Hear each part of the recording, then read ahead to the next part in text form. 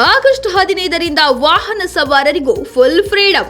ಕೇಂದ್ರದಿಂದ August 15ರಿಂದ FASTag ವಾರ್ಷಿಕ pass ವಿತರಣೆ. 3,000 ರೂಪಾಯಿ ಪಾವತಿಸಿ ದೇಶದ ಯಾವುದೇ ಟೋಲ್ಗಳಲ್ಲಿ 1 ವರ್ಷ ಅಥವಾ 200 ಟ್ರಿಪ್ಗೆ ಅನುಮತಿಸುವ ವಾರ್ಷಿಕ ಫಾಸ್ಟ್ಯಾಗ್ ಪಾಸ್ ಆಗಸ್ಟ್ 15ರಿಂದ ಲಭಿಸಲಿದೆ. ರಸ್ತೆ ಸಾರಿಗೆ ಮತ್ತು ಹೆದ್ದಾರಿ ಸಚಿವಾಲಯ ಫಾಸ್ಟ್ಯಾಗ್ಗಳಿಗಾಗಿ ಹೊಸ ವಾರ್ಷಿಕ ಪಾಸ್ ಅನ್ನು ಜೂನ್ ತಿಂಗಳಲ್ಲಿ ಘೋಷಿಸಿತ್ತು. ಪಾಸ್ಗಳ ವಿತರಣಾ ಕಾರ್ಯಕ್ಕೆ ಆಗಸ್ಟ್ 15ರಂದು ಚಾಲನೆ ಸಿಗಲಿದೆ.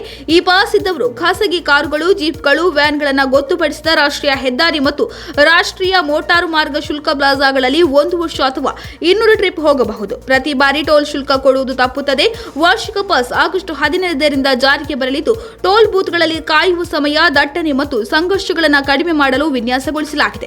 ಇದರ ಪರಿಣಾಮವಾಗಿ ಲಕ್ಷಾಂತರ ಖಾಸಗಿ ಕಾರು ಮಾಲೀಕರಿಗೆ ಅನುಕೂಲಕರ ಪ್ರಯಾಣದ ಅನುಭವ ಸಿಗುತ್ತದೆ. ಬಳಕೆದಾರರು ತಮ್ಮ ಫಾಸ್ಟ್ಯಾಗ್ಗಳನ್ನು 3,000 ರೂಪಾಯಿಗಳಿಗೆ ನವೀಕರಿಸುವ ಮೂಲಕ ಮಾನ್ಯತೆಯ ಅವಧಿ ಮುಗಿಯುವವರೆಗೂ ಯಾವುದೇ ರಾಷ್ಟ್ರೀಯ ಹೆದ್ದಾರಿಯನ್ನು ಬಳಸಬಹುದು.